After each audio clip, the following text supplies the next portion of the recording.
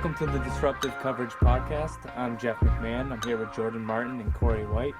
Today we're going to be talking about the linebackers of the 2016 NFL Draft. We're going to start off with Myles Jack. Jordan, you want to talk about him? Yeah, so Myles Jack is the athletic freak linebacker out of UCLA. For me, I think that he's one of the better players in the draft, probably the best player in the draft without the knee injury. So if you get rid of the knee injury, he probably comes into the draft with 90 tackles plus, 6 sacks, something like that. And unfortunately, we weren't able to see that sort of production out of him this year. But for me, he crosses off big-time boxes for me. We talk about it all the time, just crossing off boxes. What does this guy do that, you want to see in an NFL player? One, sideline-to-sideline speed, good lateral agility, good acceleration, great acceleration out of his stance. Good motor, just really follows the play the entire way down. He's made tackles 30 yards down the field. Really, probably his best strength is going to the end of the line, getting to the end of the line and working on those outside runs and really tracking them down. Not too many tackles for loss in his career. Most of the time he's, that trailer guy who's picking them up.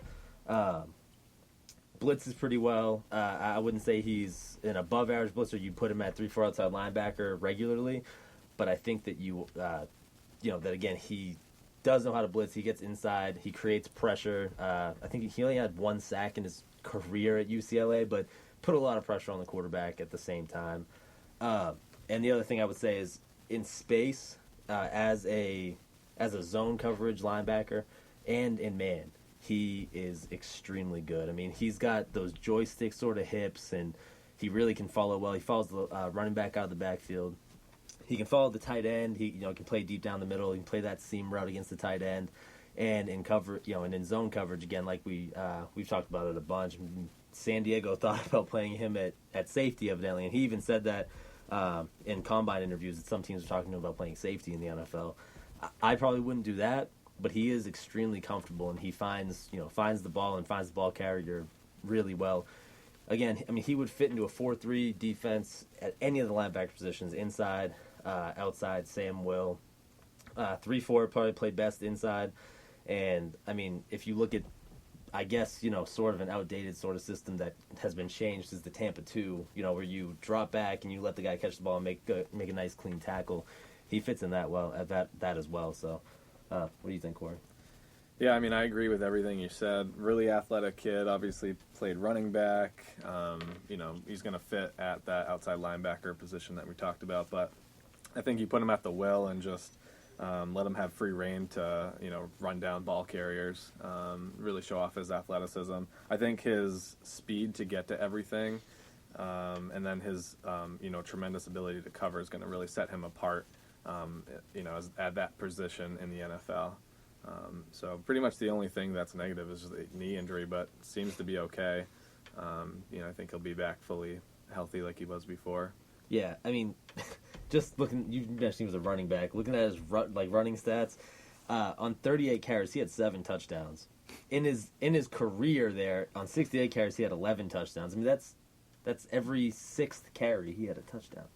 If my math is appropriate and checks correct. Out. Yeah, it checks out. Every 6th carry he had a touchdown. That's awesome. And he returned kicks and just a bunch of things you don't assume a linebacker like him can do. Pretty much from day one, he was the dude for UCLA. Oh my God, yeah. Yeah, that injury was devastating for that team. You mentioned the blitzing. When I watched him, I thought he had excellent blitz timing. The timing of when he went, he didn't get the sack or anything like that, but his blitz forces the other guys around to be able to get it. Yeah, again, he creates the pressure. Right. He doesn't get there all the time. His burst on the ball is amazing to watch. Like you were saying, he can rush, he can drop back. World-class athlete. Yeah. You can all agree on that. Definitely. Where do you think he's going to go in this draft? I can't see him going outside the top 10. Honestly, I can't even see him going outside the top 5. If he's at Jacksonville takes him. Jacksonville all takes day. him. If he does somehow drop out of the top 5, it's either by a trade or I don't know. The Jacksonville GM's the dude from draft day. Yeah, so right. it's Seriously. I can't see him getting past 5. And if he does, it's going to be an excellent value there. Good kid too. Awesome. Just from all the interview and the whole interview process, really good kid. Really seems down to earth and just kind of like a fun kid to be around. He's doesn't take himself super seriously and seems like he again fit in really well. I mean, I wonder if I guess a little too much of that fun, maybe not the leadership type of quality you want from your linebacker, not the Ray Lewis type leader for real, but just a good kid. I think that he's got a solid career. I would say that he's probably the best prospect in the draft if there was no knee injury, and even with the knee injury, I mean he's top 3 for me. Yeah, there's not many red flags with him, but he's definitely probably talent wise overall number 1. But we're going to move on to another guy with a devastating knee injury, Jaylon Smith from Notre Dame. Corey, do you want to start off with Jaylon Smith? Yeah, sure. So Notre Dame kid, obviously outside linebacker. That's where I would put him. Playing the 4-3. Really athletic kid. Really, really good in college, obviously.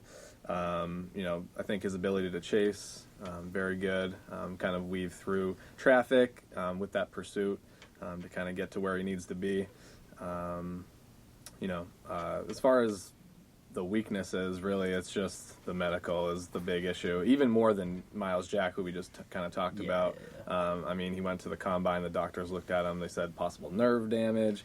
That's a red flag. Been checked out. Been checked out, though, since then, so it looks like he may be fine, but again, probably going to sit out the first year. So that's really the only weakness I see in his game, but I think he's going to be productive in the NFL. Hopefully, he's a good kid too. So something that I not a huge negative in today's NFL, because obviously you see guys like Shaq Thompson and Telvin Smith doing pretty well. He's got a real slight frame, and he's got good square shoulders and a square chest and all that stuff, which is great. But he still only weighs in at like 225, and that was before the injury. And now the injury and he's not working out as much. He's probably going to come into a camp at like 215. And so, I mean, all next year is going to be weight training, which is great. So you may be able to put on 10 pounds of muscle and all, but it's not your ideal body type. Again, Telvin Smith wasn't your ideal body type. He came in to camp at 225, and we've seen what Telvin was able to do last year. And I think that he's a future, star in this league. He's a playmaking linebacker. Now, my question is, he's a good. Obviously, Jaylon Smith's a very good tackler, very good blitzer around the edge, hits gaps well. But I haven't seen him play too well in man coverage. I've seen him play against running backs, and he doesn't, for a guy who has really not stiff hips. He's got good hips and good footwork. Doesn't really play that well in man coverage. Not a huge downer, but when you look at a guy you pick in one of the top prospects in the draft, if he's your linebacker, you would hope that he'd be able to take a running back or a slot receiver.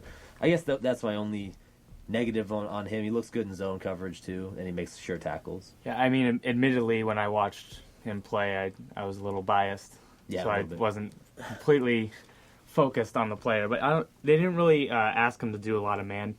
It didn't look for when I watched him. The injury concern is really about the lateral movement. Yeah. He can bench 400 or squat 400 all he wants. It's not going to really help. Doesn't translate. I did see a tweet yesterday from Todd McShay. Said, take away the injury, he's the number 1 player on his big board. I've heard that as well. I mean, I think Mayock said something similar to that. Same with Jack too. Yeah, they said the same thing. You watch him play, it's the range. You'll watch a play a running back toss to the right side away from Smith, and he'll be off the screen. All of a sudden, the guy who makes the tackle is Smith. Yeah, exactly. He's just there all times, and it's something I like to see, always at the point of where the ball is, which is one of my negatives on a guy we're going to talk about a little later. Yeah. But he's just an insane athlete. I mean, that knee injury was rugged. That was I remember watching that game I think I was watching with you guys. Yeah, because I lost the bet that game. Was that Fiesta Bowl? Mm-hmm. Yeah, it was tough. Lost the bet to Corey that game. Yeah, you did. Yeah. Boza also got lost in that game off of a bull crap penalty in the first. But whatever. That's also true. You're not there. So yeah, I think that in this day and age of hybrid linebackers, like I was talking to you guys about, I think he kind of fits that mold. What teams kind of look for, kind of being able to play between those two schemes. So yeah, I mean, with him, it's unfortunate. This guy's a first-round talent.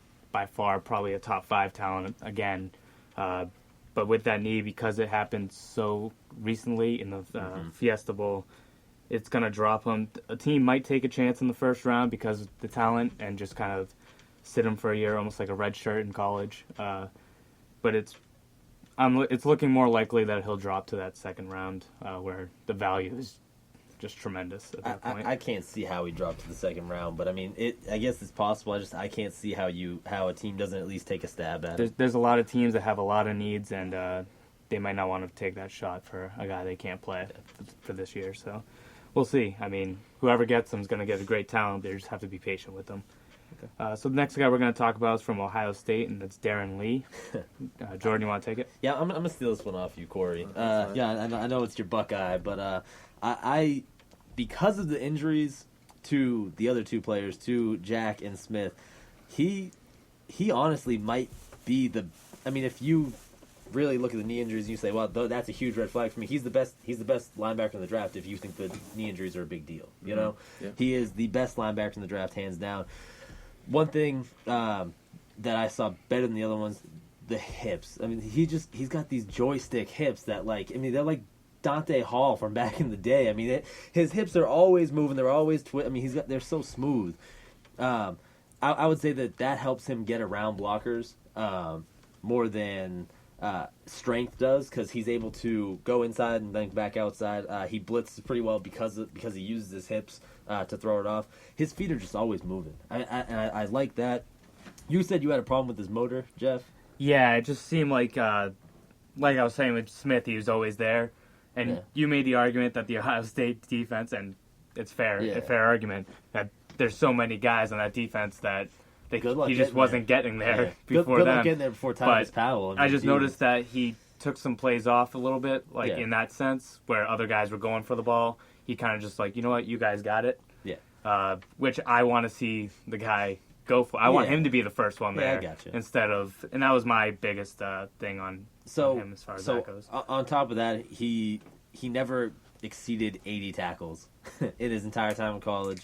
But he did get in just 2 years, he got 27 tackles for loss, which is pretty good. I mean, that's pretty good production. I mean, not Scooby Wright, who had 27 in one season, I think, but no, 27, 16 and 11 in his 2 years there, 3 interceptions also.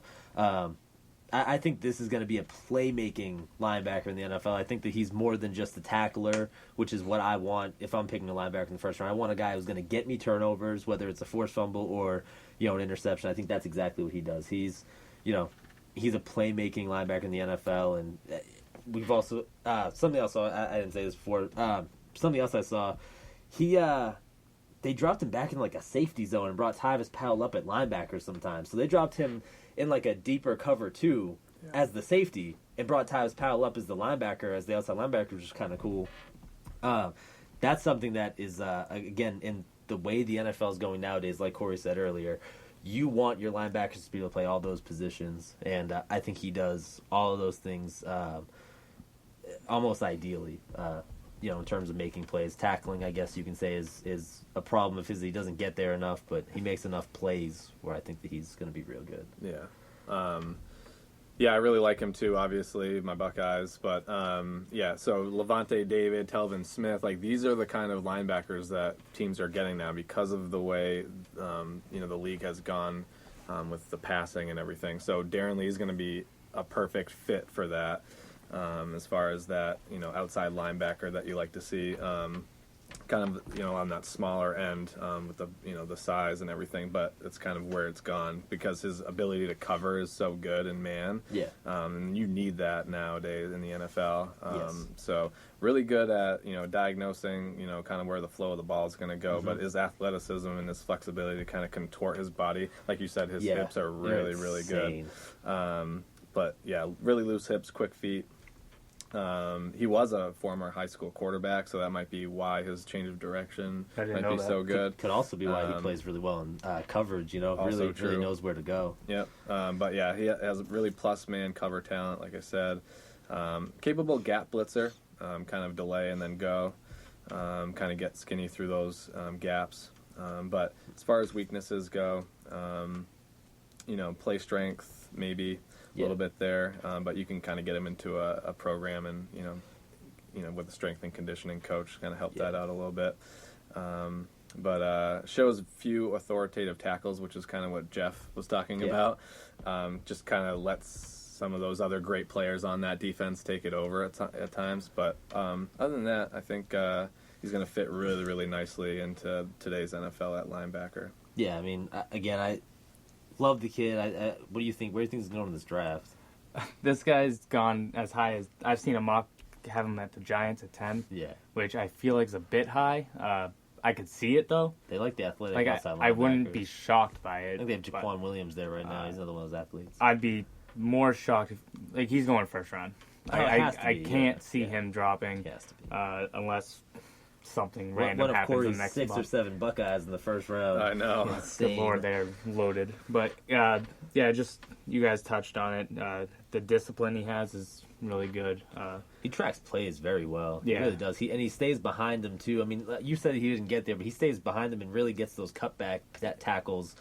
I'd say more than any of the other linebackers in here. He doesn't really overrun many plays. I would say that's actually part of it. Why he's not there is because he's got that discipline. You did touch on the inconsistent tackling, which is one of my red flags. But I would say definitely first round. I like him in the middle of the first would probably be the best spot for him. Okay. Love the speed too. 4.47, right? It's good. Probably the fastest. One of the fastest. One of the fastest. Yeah. Up there with Jatavis. Mm-hmm. He didn't go to the combine. We'll talk to him. Snub. So we're going to move on to next guy from Alabama, Reggie Ragland. You want to talk about him, Corey? Yep. Now this guy, so we've been talking about that kind of hybrid linebacker, outside linebacker with the first three. This guy's an inside dude. Yeah. He's the thumper. I know Jordan kind of compares him to Spikes a little bit. People lost it when I compared him to Brandon Spikes, but as far as strength, I mean, good size. I mean, 6'1", 247, almost 250. It's kind of what you want. But kind of had that old school take on like the middle linebacker role. Like he's going to be one of those old school throwback guys. Nick Saban likes those kind of people. As far as kind of what I saw, kind of steps into the hole, kind of lead blockers, to kind of constrict that gap a little bit to let those other playmakers make plays. But really instinctive for the most part, kind of trusts his eyes and then kind of fires after the play. Mm-hmm. Missed a few tackles, kind of what I saw anyway. Yeah, he often overruns the route. Inconsistent a little bit with the angle and everything like that, being able to play downhill. But I think you can cover that up with coaching for the most part. But I see him as definitely playing inside there. But he is that throwback linebacker that you kind of used to have in the NFL. So what do you think, Jordan? Yeah, I think that he, and again, I got absolutely murdered for comparing him to Brandon Spikes because Spikes is just so much slower than he is, and I understand that he may have a better straight line speed, but most of playing inside linebackers is that lateral agility, and he really lacks lateral quickness. I don't see that when I watch him. So when I say, I compare him to Brandon Spikes, it's because he, first of all, in the NFL is going to play 3-4 inside linebacker. He's going to be the heavy-footed, heavy hitter, type guy who's going to hit the gaps. He had 17 and a half tackles for loss, mostly just in 2 years at Alabama. Hits gaps really well. He blitzed a lot too. I only got there 4 times, but he blitzed a lot at Alabama. Either coming off the outside or stunting in the inside. But that's what he's going to be. He's going to shoot gaps primarily. He's not going to be a guy that you want to get. If he's moving sideline to sideline, I mean, you're not in a very good position because he's not going to get there. I call him a hash mark to hash mark defender more than anything. Yeah, like you're saying, the lateral agility, the 3-cone was 7.55. Yeah, listen, that's what Andrew Billings did. I mean, Andrew Billings did better than that. I think Andrew Billings was better, yeah. Yeah, I mean, again, I don't dislike Reggie Ragland. People think that I don't like Reggie Ragland because I compared him to Brandon Spikes. I didn't dislike Brandon Spikes. Guys like this, if they get into the right system, if they get into a Rex Ryan system, if they get into even a Green Bay Packers system, then it's a good fit for him. It really is. It's a good fit, and he can make a lot of plays. He can have 100 tackle seasons all the time because they love to shoot the gaps. They love, trying to get the plays in the backfield. They're not waiting for you to get around the edge. I like that. I'm fine with that. I think he's going to be a very productive inside linebacker in a 3-4 defense, but I don't see him being able to move sideline to sideline. On that note, I've seen him mocked to the Jets. What do you think about that fit? The Jets are another good fit. I mean, they run that 3-4 defense, and Todd Bowles brought it over. They had Lamar Woodley there 2 years ago when Bowles was in Arizona, and Woodley did a similar thing. He hits the gaps, and that's what you want out of him. You want Ragland to be doing those kind of things. One negative that I saw from him that showed up a lot was because again I associate this to the fact that he doesn't have good lateral quickness. When they get a second level block from a pulling guard or a pulling center, he gets caught up on that. He's very strong, but I don't think he's going to overpower a guard who's running at him. That's when you have to have like the joystick hips like Darron Lee does, or like Myles Jack. That's when you have to really be able to push yourself around him instead of push yourself through him. Ragland pushes himself through. Again, I like him, but I think that he's a 3-4 inside linebacker only. I don't see him playing a 4-3. 3-4 inside linebacker. Yeah, I mean, you touched on it. He's going to beat you with power. That's his game. So there are guys that he won't beat, like you said, pulling guard and such. He is that 1-3-4 inside linebacker, not very versatile. Now, one thing I've said about him over and over, and we've agreed on, is he's really bad in man coverage. Obviously, when you have a guy who has stiff hips, really, really bad in man coverage. I watched him a little bit more. There's a few games where you see him really not play well in zones either. But then there's other games where you see him in the shorter zones, the little cover 2 zones where he's really just playing the hash marks. And he plays really well. He'll allow the catch, but he'll make a sure tackle. Last year he had 7 pass defenses playing that. So, no, he's not terrible in zone coverage, but he's not good if you give him a large area to cover. Again, hash mark to hash mark. That's where he's going to be best used, and I think that he can make a really good career out of it. I don't think that he's one of those come to the league and leave immediately because he just can't deal. He's strong enough. He's got a good first step, and he really finds ball carriers and makes clean tackles. Yeah, so. I mean he'll stick around for a while. If teams are watching any film, they'll run the seam route on him more times than they can. And if he's on your team, you won't have him cover that seam route. Yeah, exactly. he will get burned by that seam. Basically the lateral movement, he'll resort to grabbing, and you'll get that defensive holding call. You guys touched on the range. It's not quite there, but for his position, it's not really a huge red flag for me. He does have excellent instincts, which Corey touched on. This is a guy who I've seen in the first round, and it's probably where he should go. Yeah.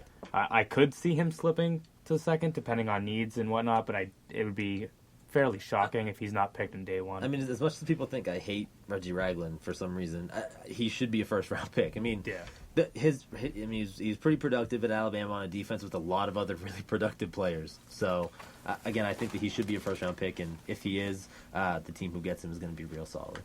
All right, next up, we're going to talk about Leonard Floyd from Georgia. Jordan, you want to talk about him? Yeah, so Leonard Floyd, a lot of people have him on their boards as a pass rusher in this draft. I'm not 100% sure if he's going to be able to make it into the NFL as a premier pass rusher, a guy who really should go in the first round. I mean, we were talking about earlier, Corey. He's 6'6", but he's 240 pounds. Like, I think that he packed on weight for the combine, by the way, because he does not look 240. He looks like on tape, he looks like 230, soaking wet. I mean, he's got that real slender body type. He looks more like a wide receiver than a linebacker, and it's not that he looks that way, it's that it shows on film that he's light. That he gets overpowered a lot. All of his rushes and all of his blitzes are real. Any sack that he got was because of speed. Was because coming around the edge on speed. I understand that speed rushers are important, but you can't just regularly get overpowered. So for me, another thing that I noticed that I actually really liked was he looked really comfortable in space. Now, he didn't get any interceptions. He got a few, pass deflections, but he looked comfortable dropping back in space. When they dropped him back, which they did a good amount with him, they didn't do it as much with Jenkins. So I think that he looked comfortable there, and I think that he would really do well in a defense that like Jacksonville runs now, like Atlanta runs now, like Seattle, kind of started running with the Bruce Irvin type guy. Now they have Frank Clark there, where you rush him, 45, 50% of the time, but the other times you're dropping him back and you're letting him pick guys up. I mean, at 6'6" with like 33, almost 34-inch arms, I mean, you can cover a lot of ground, and I think that's what he's going to be able to do in the NFL. I mean, his tackle production wasn't great, so I don't think he's going to be one of those guys who's going to be a disruptive force as an outside linebacker. What he has the opportunity to be, though, is a guy who drops back in space, makes things very difficult for, the tight ends coming into his area, the receivers crossing him. Again, covers a lot of ground. He's got great athleticism. Let him use that in a way that's going to make him a productive player. I know that a lot of people love him at D end or 3-4 outside linebacker, but he's not like Randy Gregory last year, where it's not that he doesn't pack a lot of power. I mean, like Randy Gregory packs very little power, but he still has power and has good pass rush moves. Leonard Floyd, very raw rusher, very fast. He's a speed rusher, and that's it. I would rather, again, blitz him like 50 to 40% of the time rather than blitzing him, 80% of the time. I don't think he'll be as effective. What do you think, Corey? Yeah, I mean, I definitely agree with that, kind of when he does drop into coverage like that, because of his arm length and just his length in general with his athleticism kind of paired with that. I think that it's going to kind of diminish the passing lanes for quarterbacks and their vision. So I agree with you on that. But as far as strengths, on what I liked about him is just kind of his ranginess, I guess. And to your point about the pass rushing, I would say he has one move that he kind of goes to all the time, and it's a quick burst upfield, and then he kind of goes with a jump cut inside, and then has like a little inside club with it. Yeah. So it's not really power; it's definitely speed. He works them upfield and comes back infield. Yeah, absolutely. Exactly. Yep. Kind of dangerous on those twists, maybe, and blitzes underneath, and really good to kind of worm his way into the A gap because of his build. I mean he has a good burst and he hits the gaps really well. I mean, just like Jenkins did, actually. Yeah, but I'd say, like, really his weaknesses is just kind of all thin, kind of everywhere. Gangly, rangy frame, and doesn't have that play strength. Even, like, his long arms that he has, he doesn't really use them effectively because he can't gain extension because just players in the NFL are so strong that he's going to have a really hard time with that. So, kind of needs to be in the strength training room all the time and make sure he's eating with the big boys at the cafeteria because eat with the guards. Needs to put some weight on. Yeah, I mean, one thing I noticed is like his run defense. He doesn't really attack the line of scrimmage on that run. He kind of waits, which will get you in trouble. He can be juked out with Le'Veon Bell. If he's trying to tackle Le'Veon Bell, he's going to be in a crater in the field. Like, Le'Veon Bell's going to blow by him. So he's really got to work on attacking the line of scrimmage and force the running back to make a move that way. But as you guys touched on, his speed and athleticism are definitely up there and definitely evident. I mean, I would certainly say that he is he's more of a cleanup tackle sort of guy. Like you said, he doesn't put his nose in there. He's not going to push anybody back either. So if he did stick his nose in there, he's not going to be super effective. He makes a lot of arm tackles, which when you have arms like that, I understand. When you have a slender body like he does, I understand that as well. But I don't mind the cleanup tackling as much as you do. But yeah, if you get one-on-one with a hole, if he gets one-on-one in a hole, I mean, at 6'6", it's tough to be as quick as maybe a running back coming into your zone would. So. Yeah, he's definitely a downfield tackler instead of like a backfield playmaker. Yeah, exactly. Yeah, I agree with that. I said, I have right here, tracks plays from down from behind. I mean, a lot of his tackles are made from behind. And he has great athleticism. A lot of times you see him on run plays come on a blitz from, for the right side, and he makes a tackle on the left side because he tracks the guy down from behind. I mean, he's a great athlete. I don't think he's a defensive end. I'd love to see him. I'd love to see a team like the Falcons pick him in the first round and use him the way I honestly think he should be used as a 4-3 outside linebacker sort of switching. What do you think? Yeah, I mean, it's funny you said it. Atlanta, I want to say they're 19 in this draft, somewhere around there. And that's kind of where I see Leonard Floyd falling, is in that area, late teens, early 20s. I mean, the team could reach. I've seen crazy things in the last couple of weeks where he's going in the top 10. It seems like a real stretch. But, I mean, it's the NFL draft. We've seen crazier things. You never know. But I'd say that area, and you mentioned Atlanta, would be a really good fit for him. All right, so we're going to move on to Deion Jones from LSU. Corey, you want to take this one? Yeah, I know Jordan really likes this kid a lot, but I'll talk about him first. Kid from LSU. So it's another one of those hybrid outside linebackers that the NFL is kind of going towards, right? 6'1", 222-ish. So really long arms, though, for that size. 32 3/8, so pretty cool. But his pro day results were awesome, too. 4.38 speed on the 40. That's insane. And had 18 reps on the bench, not too bad as well. But just really high twitch, really good muscled out frame. Really quick lateral side to side. His gap mirroring with the running back is really good too. That recognition.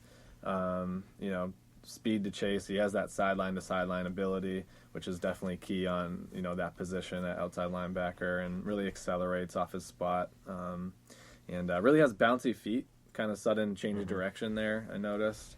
Always on his toes. Always on his toes, which is what you want. And he's, willing to step in and deliver the blow, too, if he has to, which is great to see.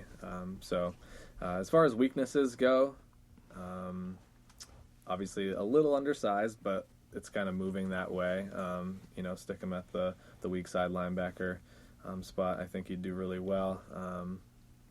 Instincts inside the flow of the play need a little bit of work. Not a downhill, kind of limiting his production as far as tackling goes. But other than that, I think his coverage ability and his space sideline to sideline is definitely going to show off really well. Jeff, what do you think? Yeah, so I mean, one thing I wrote down is probably the most generic breakdown of a player that I've ever written, but I said can do anything. Yeah.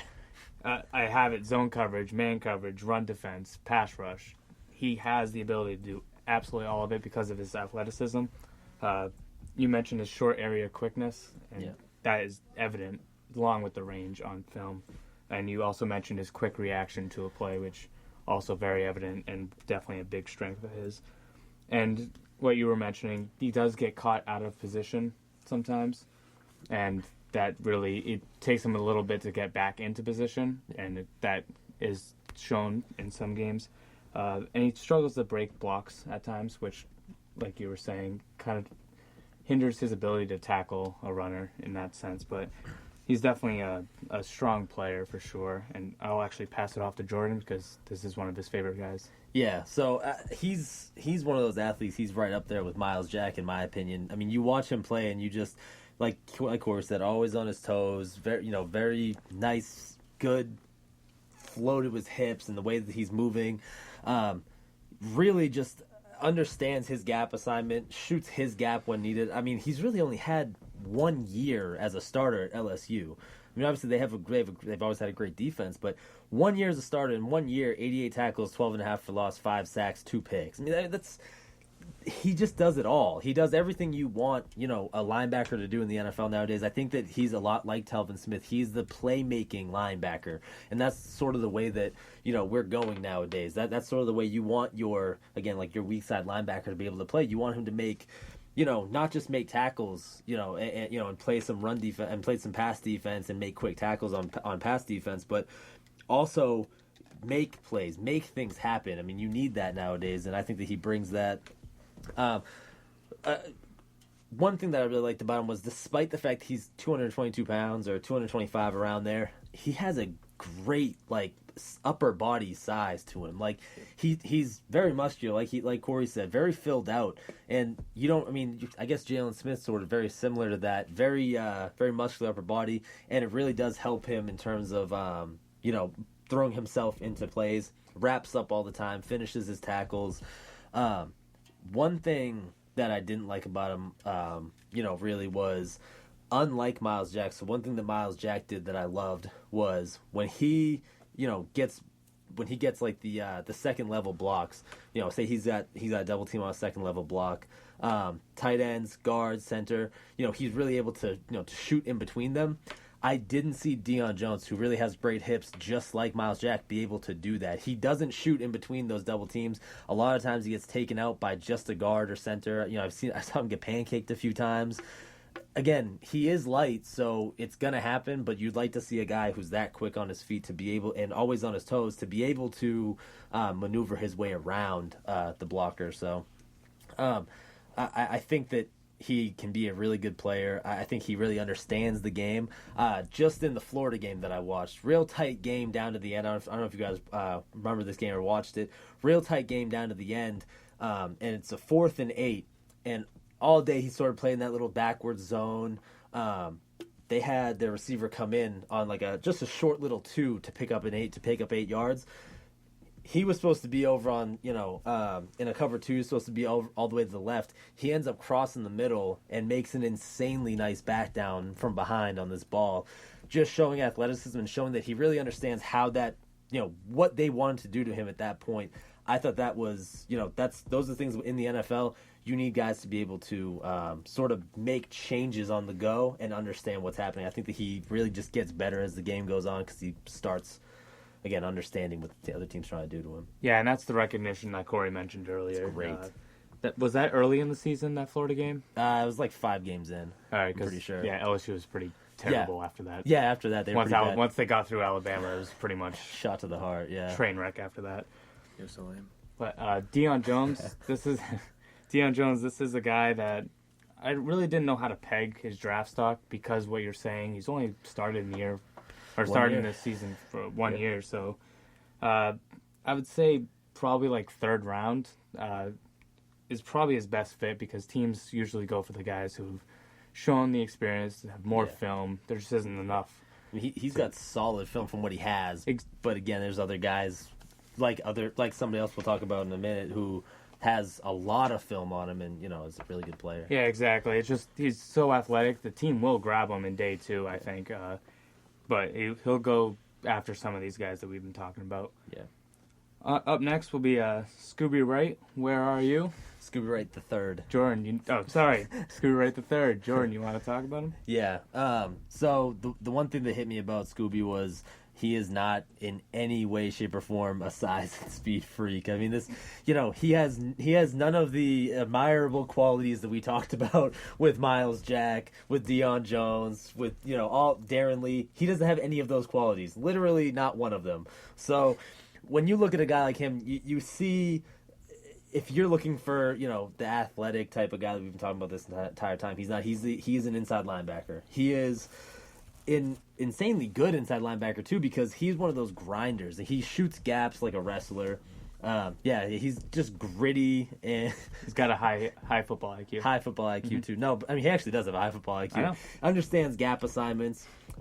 Really, again, shoots the gap like a wrestler does, and makes a lot of good tackles through that way. I would say his sophomore. So last year he got injured. His sophomore season, he was the player of the year in the Pac-12. He beat out Myles Jack for that. Had 164 tackles, 31 of those for loss, and 15 sacks. I mean, just not only because he played at Arizona, but he reminds me of Bruschi, and we talked about it. He reminds me so much of Teddy Bruschi. Bruschi was a defensive end pass rusher at Arizona when he was in college, and then he came to the NFL, and that's when Belichick was like, "We're putting you at middle linebacker because you understand the gap assignments, you understand how to hit the gaps and how to kind of extend the play and set the edge." So that's what I see with Scooby Wright. That I see the same sort of player. The only real negative I saw with him, aside from the lack of athleticism, which I couldn't have been more clear about in the beginning, he overruns a lot of plays. So what he'll do is he'll try to shoot a gap, and then he'll shoot it like too quick, and the running back will go around the other place. So he'll miss it that way, or he'll extend the play a little bit too much, and he'll overrun it that way. So I think that he can be a really good player. I think he has good gap discipline. I think that he sort of approaches outside runs a little heavy-footed. He doesn't try to. I guess he doesn't temper himself when he's going in. He really just wants to make that tackle. I guess I'd rather see him a little more cautious. So, what do you think? Yeah, I agree with everything you said. I really like the comparison to Teddy. Yeah. Not just because of the school, but just kind of watching him on film. But elite instincts, really instinctual player. Almost appears to know what the direction of the play is going to go before it actually happens. Sometimes. Guesses wrong sometimes, Yeah. but really instinctual, like I said. Flows, quickly to the point downhill to make those tackles. At times, kind of shoots the gap and kind of making him a dangerous blitzer a little bit, which is really good. Other than that, as far as his lateral agility, kind of ability to kind of shed and get around that blocker to make the play, which is nice to see with your inside linebacker. As far as weaknesses go, like you were mentioning before, really high energy, high motor guy, but sometimes he needs to kind of temper that because he can kind of just get completely overwhelmed and taken out of the play with that revved up motor. Kind of ends up on the ground a little too much. Yeah, I noticed that too, especially on blitzes. Yeah, absolutely. Gets chopped down. Kind of just needs to improve his pad level a little bit and his leverage to kind of make sure that doesn't happen as often as it does. Yeah, I mean, you mentioned the instincts, and I actually wrote it down that it's almost like sometimes he has the opponent's playbook, and he just knows what's happening, and it's actually incredible to see. And what you were saying, what he doesn't have in the measurables, he makes up for in the intangibles. He is a leader of that defense, and he's got that high motor. He's tough. His awareness and instincts are crazy. One thing you guys didn't mention that I saw as a weakness is, it's not really a huge red flag, but he's not a sideline to sideline range guy. No. He's definitely that hash mark to hash mark type player. Yeah. But for an inside linebacker, it's not a huge red flag. I think that he's actually a little more sideline to sideline than Reggie Ragland is. I would agree with that. Just because I think that he, again, that energy that he has, he didn't bring that energy to his 40-yard dash, but he brings that energy to his ability to move laterally. His ability to really, get going and track the play down before it even starts. So I think that he has more of that than Reggie Ragland does. So I think he's a better fit in a 4-3 defense. I think I put here too. I think that he'd be really good in a Tampa too. Also, not that he's a very good coverage linebacker, because I don't think he's a very good coverage linebacker. I think that's one of his big negatives. But after the catch is made, he really understands. I guess catch and tackle, and he makes the tackle real quick, and he puts himself in a good position because he does have good instincts. Sort of like Manti Te'o a few years ago. I mean, Manti didn't have any good measurables whatsoever, but really good instincts, and you could tell it on tape, even though it was terrible in that bowl game. Sorry, Jeff. I apologize. I didn't mean to bring up that bowl game. No, it's fine. That championship. That was a rough one. I had a lot of tequila that night. Yeah. But I was going to make a joke that he didn't have good instincts in his dating life either, but we'll move on. We'll move on from that one. So, Scooby Wright, back to him. This is a guy basically in that third round conversation as well with Deion Jones. Really depends on the team. This is very much a fit kind of guy. He may drop depending on the team. It's one of those situations. If he was able to come out last year, if he was able to come out during his 164 tackle, 31 for loss, and 15 sacks, I think he would have been a first round pick, honest to God, because that's production that you just dream of with the linebacker. And another guy, Matakevich, had that in 4 years. So I think that he may have even been a first round pick last year. He's a great player. I think he's going to have a nice long career in the NFL. So I definitely agree with that. All right, so the next guy we're going to talk about is from Ohio State, and that's Joshua Perry. You want to take the score? Absolutely. Another one of my Buckeyes that is going to go really, really high in this draft class. But he has all the size and speed that you want at the linebacker position that I like to see, that I would personally want on my team. He's a Patriot linebacker. Patriot linebacker, perfect. Yeah. Let me have him. But 6'4", 254, 33 7/8 arms, 10 1/4 hands. And at his pro day, he ran a 4.43. So you got the speed, you got all the length and size that you want. Yeah. But definitely a leader on the field as well, which is what you like to see, and in the locker room. Like you said, Patriot kind of jumps off to the board to you, but really to do all the dirty work. Big and physical, has all the strength, kind of handles the point attack really, really nicely as well. Really productive tackler, and has a really good finishing rate too, which is what you want to see. You don't want to see him getting there but not finishing, and he does that really well. Wraps up the tackler, and I think he allowed just one broken tackle over the last 2 years. Wow. Which is a really insane stat. That's pretty good. And really well conditioned, and has that old school like thumper mentality when he's in the box as well. And really good as far as instincts on anticipating the screen passes. I noticed as well. Blows them up. And as far as weaknesses, just gets a little caught up in physical battles at times. Okay. Just correct me if I'm wrong, but we mentioned it with Darron Lee. Perry was one of those guys who was there. Yeah, so I was going to say, in his time, playing with Lee, each year he had about 40 tackles more than Darron Lee had. Right. Again, but as an outside linebacker, usually going to the strong side, which is where he was, he's going to be in better position for those tackles, and he makes them real quick. So that's another reason why Darron Lee, he didn't get to make the tackles. You know what I mean? He made a lot of cleanup tackles. Perry was the one going to the outside and really setting that edge and fighting through to make those tackles. So, I think that just in terms of size and speed, I mean, he's the exact opposite of what we were just talking about. Scooby Wright. Scooby Wright is not a size and speed guy. This is a size and speed type player. I mean, this is Dante Hightower all over again. Just something like that. Just a huge player with measurables that are kind of astounding, really. It's kind of amazing that he's not considered a first round pick. I think that he's great value in the second round, but I think that he's got that tweener sort of body athleticism where looks like a 3-4 outside linebacker, but isn't. Has the athleticism to play, 4-3 outside linebacker, even 3-4 inside linebacker. So he's got that sort of tweener look to him where, do you play him, where can I play him in the 3-4? If not, how many defenses really fit that type of linebacker role, and there's not that many that do. So I think that he does a lot of, obviously Ohio State used him across the board to do pretty much everything. They blitzed him, they let him sit back in zone. I said one of the big pluses for him was, surprisingly enough, really good in zone coverage, was just so comfortable.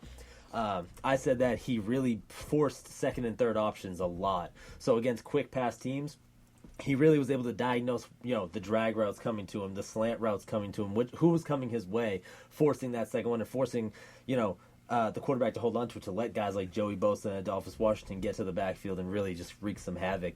He's the big reason why Bosa was able to be so productive. He's a reason why, you had to throw more balls downfield to Eli Apple and to Von Bell. He's the reason, because he gets rid of those quick passes. That's a huge plus. The fact that he understands the game like that, to me, is a huge plus. One of the negatives that I had was, I think that when he does shoot gaps, he overruns gaps too much, and it leads to him not having too many tackles for losses. He had 18 in his 3 starting seasons. He didn't get there a lot, and that's because, again, I think that when he gets in and he shoots the gap, sometimes he just kind of goes a little far and isn't able to slow himself down enough. But aside from, not hitting gaps or blitzing gaps super well, I think that he is, again, one of the better all-around linebackers, and it's unbelievable that he's also from Ohio State. Just unbelievable. So, what do you think, Jeff? I mean, you guys basically touched on everything, and you touched on the draft stock. It is kind of amazing to think that this guy probably won't go in the first round. He'll probably be in the second round, even though he's... Packers would love to have him in the Yeah, I mean, round. if he does go in the first, it'll fit. be in that back half. He's a good fit there. He's like the same sort of linebacker as Nick Perry is. Mm-hmm. Very good fit there if they were to decide to bring in another. No, he definitely could go first round. It's looking like it'll be top half of the second. Yeah, probably. And that's not a knock. This draft is not a lot of elite talent, but it's a lot of solid talent. It'd be insane if he dropped to the Patriots, just like Malcolm Brown last year. I'd be so mad. I'm hoping Denver just takes him just out of spite. Yeah, but we'll see.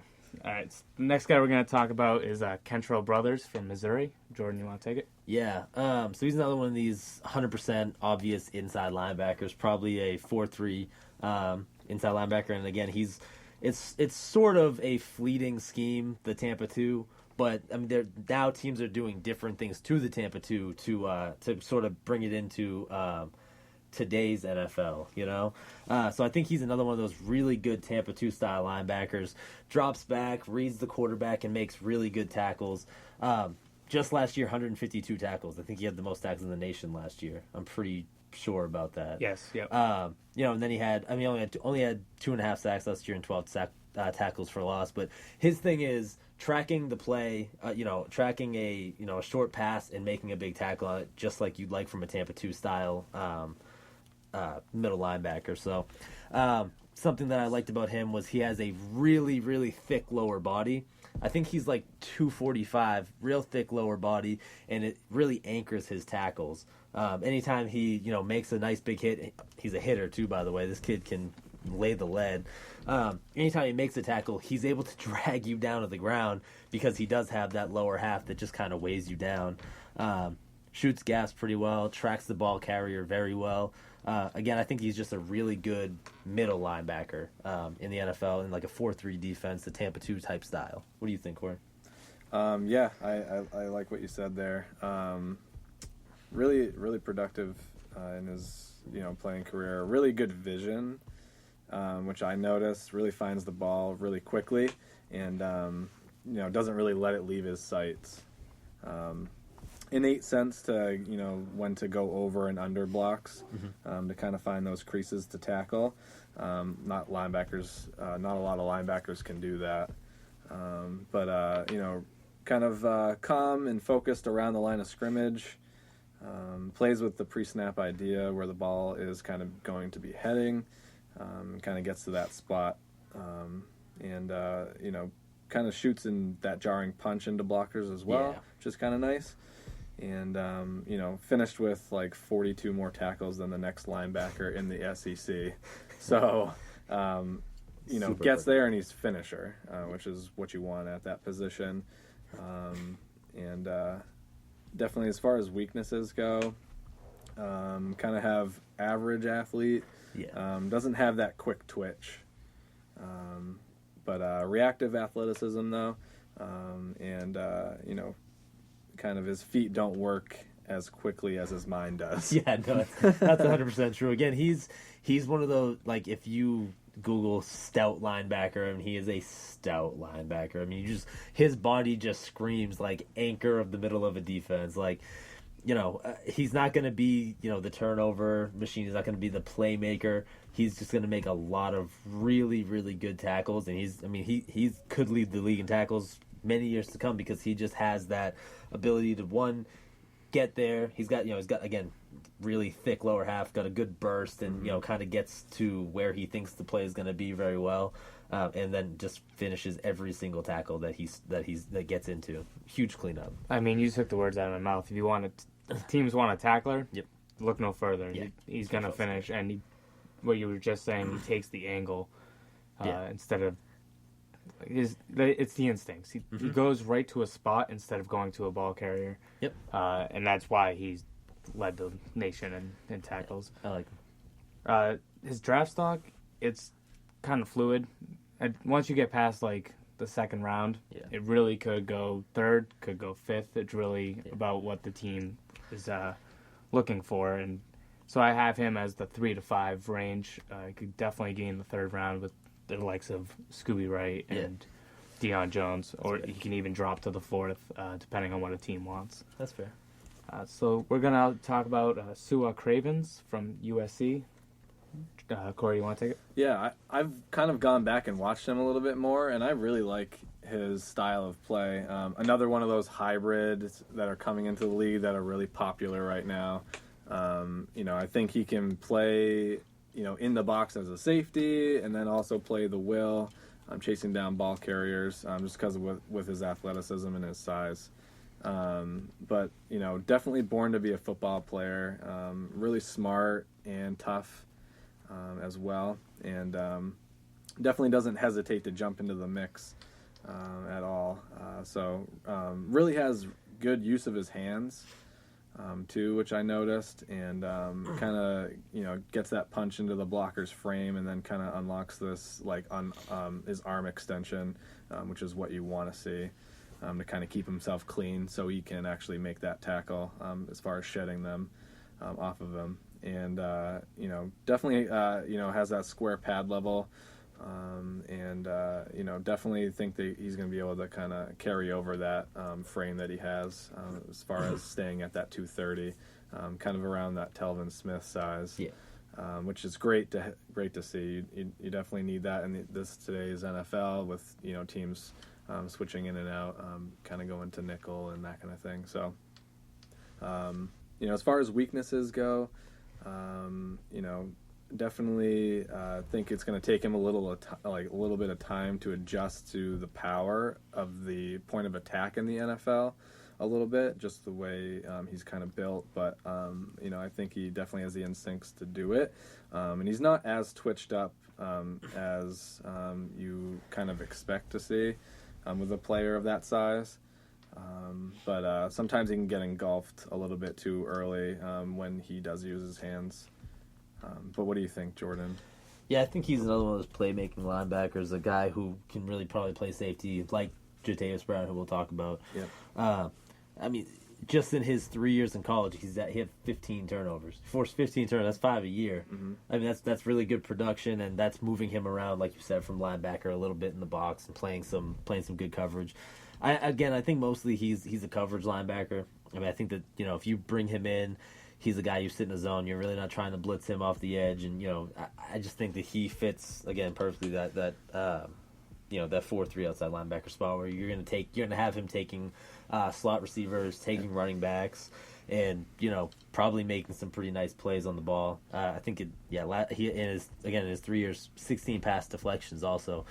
So he makes plays on the ball regularly. Whether good it's forcing fumbles, making interceptions, very good ball skills. So I could see him being around the ball a lot, and not only being around the ball a lot, but making some good plays in the NFL. I think that he comes in immediately, again, just like Jatavis Brown will, I think, be a very good special teamer to start off and then work his way into a defense and really kind of learn the NFL's speed and where he fits into that. So I think he's obviously worth a day 3 draft pick. I don't know if you think he's more of a day 2 guy. I think he's more of a day 3 guy because he's kind of a tweener. Yeah, I personally see him in between like the 3rd and 5th rounds. I don't know. What do you think, Jeff?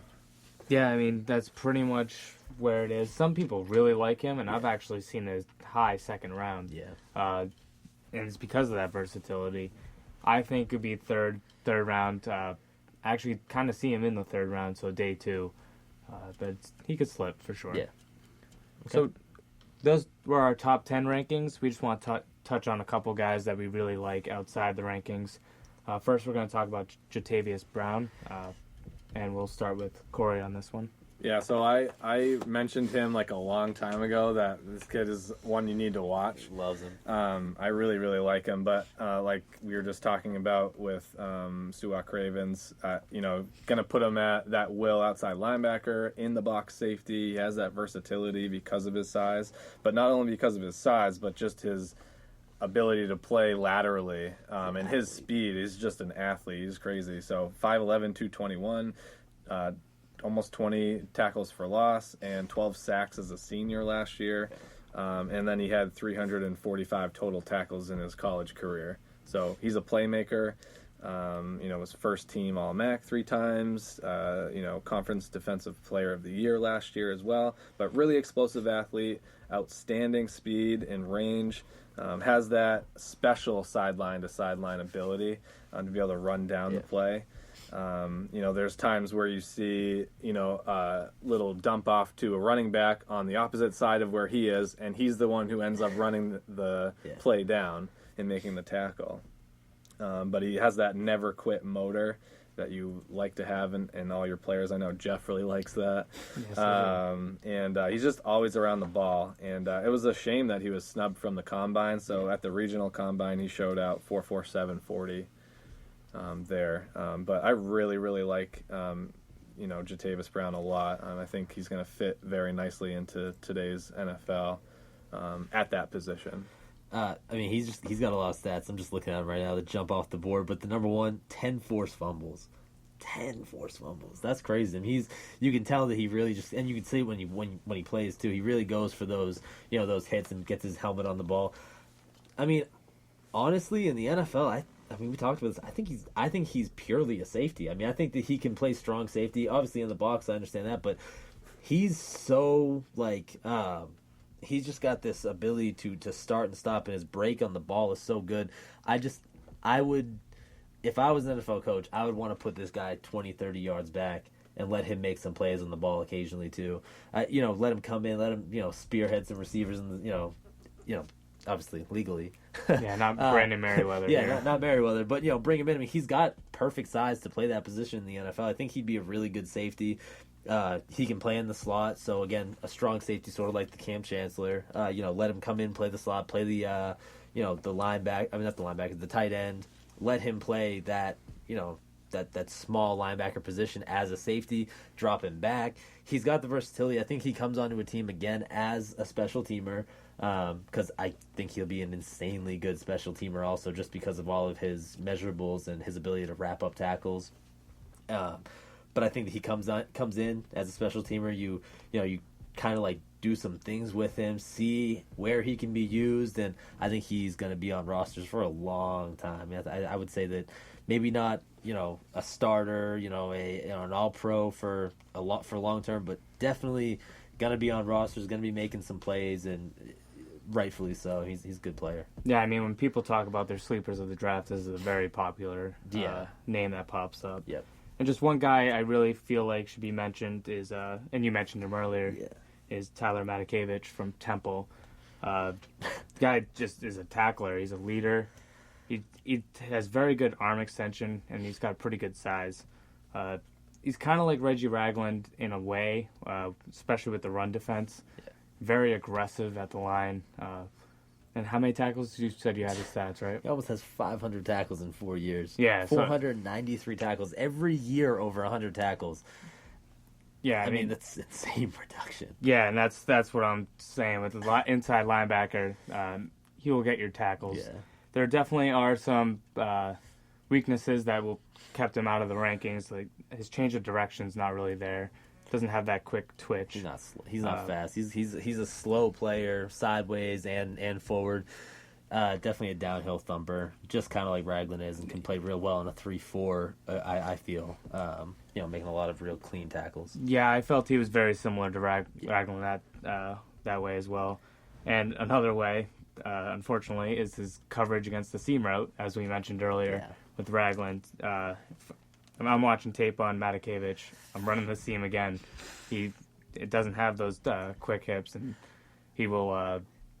He'll get burned by that seam. One thing I noticed at Temple, he and another player both, and it was a 4-3 that they ran. He and another player both sort of played middle linebacker. One of them going outside occasionally. I saw them put him on a slot receiver, and a few times just got torn up. It was the guy. He didn't get a press on him. He gets right around him, and once he gets around him, he doesn't have the hips to turn it around, or the lateral strength to really follow it. It's too easy to just beat him on those plays. And running backs coming up, they're going to break his ankles if they're covered. He gets turned around too easily. Yeah, exactly. Yeah, his man coverage definitely leaves something to be desired. So does his zone. His zone, it's better than the man. It's better than his man coverage. But agreed. It's very similar to Ragland in that way. He's a guy you're going to bring in in run situations, and he's going to finish the tackle. So I thought he deserved, especially with those stats, deserved to be mentioned here. They're insane stats. They're just looking at them, it's incredible that what this guy's been able to accomplish, even though it's in the American Conference. Yeah. It's still pretty incredible. Well, those were our linebackers that we wanted to talk about today. We appreciate you listening to the podcast. Follow us at DC Podcast 3 on Twitter for all updates. And remember, get a fall guy.